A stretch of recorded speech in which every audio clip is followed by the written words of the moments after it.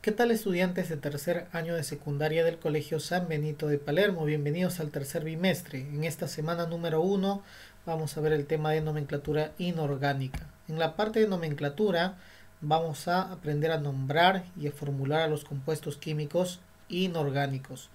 Los compuestos químicos inorgánicos son compuestos que en su mayoría no tienen carbono en su composición, es decir, en su fórmula química, pero hay algunos compuestos que son excepciones. Por ejemplo, el caso del dióxido de carbono, CO2, que tiene carbono en su estructura, pero es un compuesto inorgánico. Pero recuerda que son solo excepciones, ¿sí? La mayor parte de los compuestos inorgánicos no tienen carbono en su fórmula, ¿de acuerdo? Bien, ahora vamos nosotros a aprender a nombrar bajo tres formas de nomenclatura en el primer grupo funcional, que es pues los óxidos. En este grupo funcional nosotros vamos a nombrar de acuerdo a tres tipos de nomenclatura: nomenclatura UPAC, nomenclatura de stock y también la nomenclatura clásica o tradicional. Estas formas de nombrar han sido estipuladas por la Unión Internacional de Química Pura y Aplicada, que es pues la UPAC, ¿de acuerdo? Bien, eh, en el desarrollo del tema de nomenclatura, que son pues dos o tres clases que vamos a tocar este tema, vamos a ver diferentes funciones químicas. Por ejemplo, la función óxido, la función hidróxido, hidruro, la función ácido, la función sal.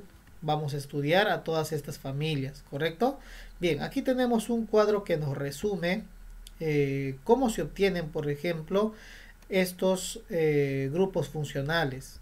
Si nosotros combinamos químicamente al oxígeno con un no metal, eso nos dará como resultado un óxido ácido. La característica ácida al óxido justamente le da el no metal, ¿de acuerdo? Este no metal que está unido al oxígeno. Ahora, ¿qué sucede si un óxido ácido se combina químicamente con el agua? Eso generará pues un ácido oxácido. Finalmente, si el agua se combina con el ácido oxácido, eso nos dará como resultado pues una sal oxisal, ¿sí? Bien, por esta parte nosotros observamos, por ejemplo, a un metal que está unido al oxígeno. Eso nos da como resultado un óxido básico. El óxido tiene característica básica o alcalina debido a la presencia del metal. Si el óxido básico se combina químicamente con el agua, eso generará pues un hidróxido. ¿Y cómo nosotros podemos reconocer a un hidróxido? Porque tiene el OH, el radical OH en la fórmula química. Por ejemplo, NaOH, recuerda que Na es sodio, NaOH entonces será hidróxido de sodio. Si se combina un ácido oxácido con un hidróxido, eso da como resultado una sal oxisal, ¿de acuerdo? Un ácido oxácido con un hidróxido nos da una sal oxisal. Muy bien. Ahora vamos a ver cómo se puede combinar el hidrógeno, ¿no? El hidrógeno es un elemento anfótero. ¿Por qué se llama anfótero? Porque a veces actúa como metal y a veces como no metal. Entonces, si el hidrógeno, por ejemplo, se combina con algún no metal de la tabla periódica, generará un hidruro no metálico. En caso se combine con un metal, generará un hidruro metálico. Los hidruros no metálicos pueden ser hidruros ácidos o hidruros especiales, que se da pues para algunos elementos químicos combinados con el hidrógeno.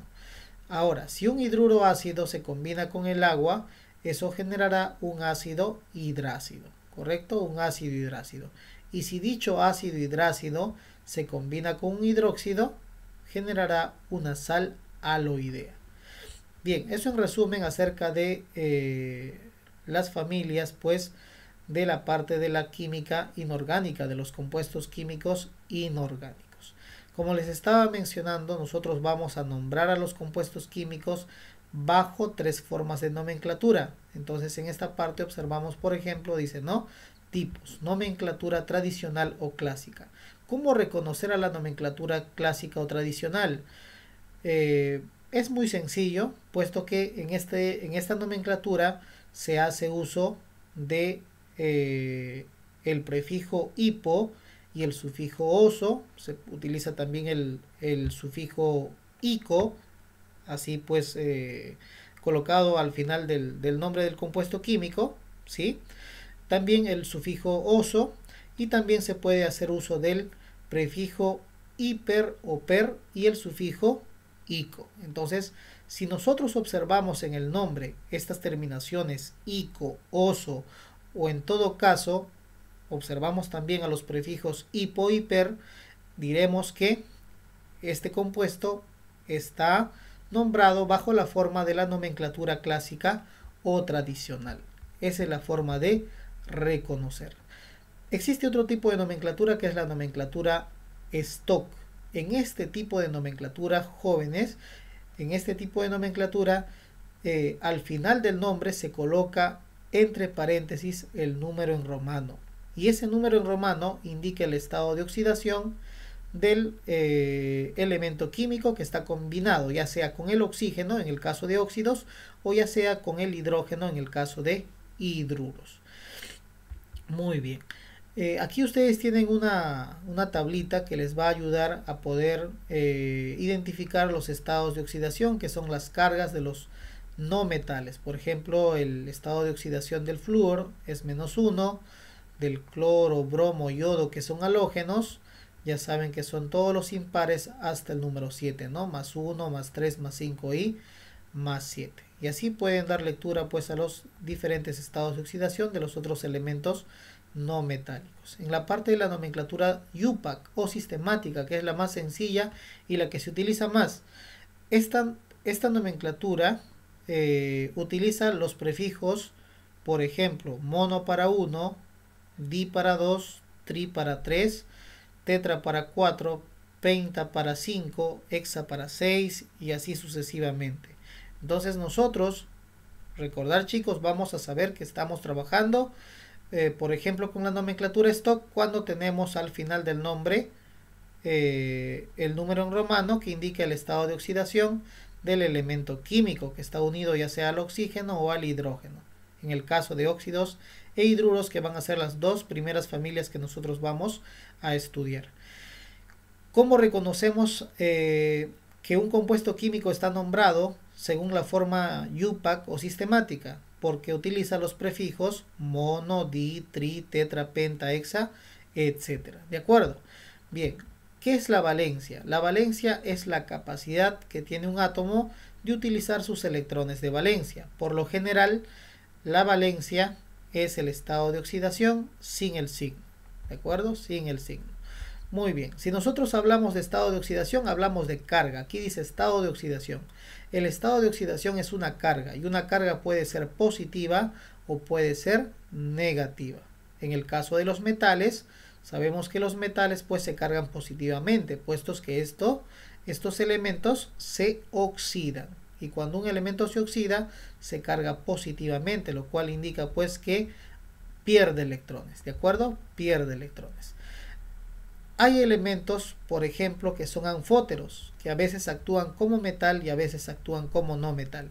Es el caso del manganeso, del cromo, del vanadio y del bismuto. Aquí tienen ustedes los estados de oxidación.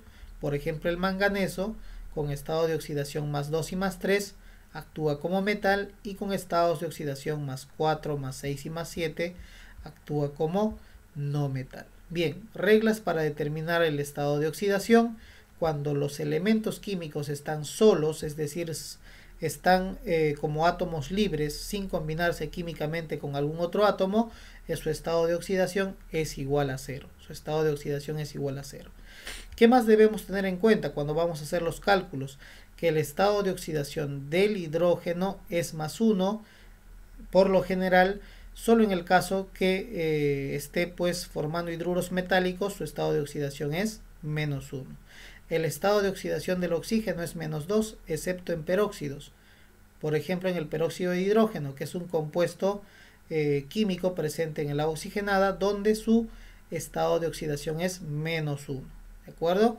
Y cuando está unido con el flúor, su estado de oxidación es +2. Eso en el caso del oxígeno. El estado de oxidación de los elementos del grupo 1A y también pues del elemento químico plata es +1, ¿de acuerdo? Podemos relacionar con su número de grupo.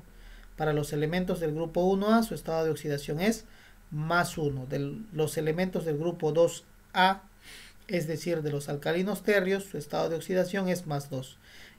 Y junto a esos elementos que están en el grupo 2A, tenemos también al zinc, tenemos también al cadmio, que no forman parte del grupo 2A, pero su estado de oxidación es +2, ¿de acuerdo? En un compuesto químico, la sumatoria de estados de oxidación debe ser igual a 0. El año anterior nosotros ya hemos trabajado ejercicios hallando el estado de oxidación de un elemento químico, ¿de acuerdo? Ya ustedes van a poder desarrollar mañana en la clase en vivo conmigo, van a recordar, ¿no?, cómo calcular el estado de oxidación de un elemento químico. Recuerden que cuando tenemos la fórmula química, colocamos encima del hidrógeno +1, encima del oxígeno -2 y en el elemento central ponemos X, ¿no? Y ya saben cómo trabajamos. Sumatoria de estado de oxidación igual a 0.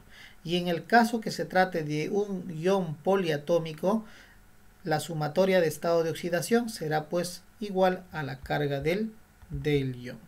Muy bien. Bueno, a modo de recordar, yo les invito a que ustedes vayan desarrollando las preguntas del Trabajando en Clase, que nosotros vamos a hacer el día de mañana en la clase en vivo. Les voy a dejar como actividad en esta oportunidad que ustedes realicen un mapa conceptual sobre las 3 nomenclaturas que les he explicado aquí.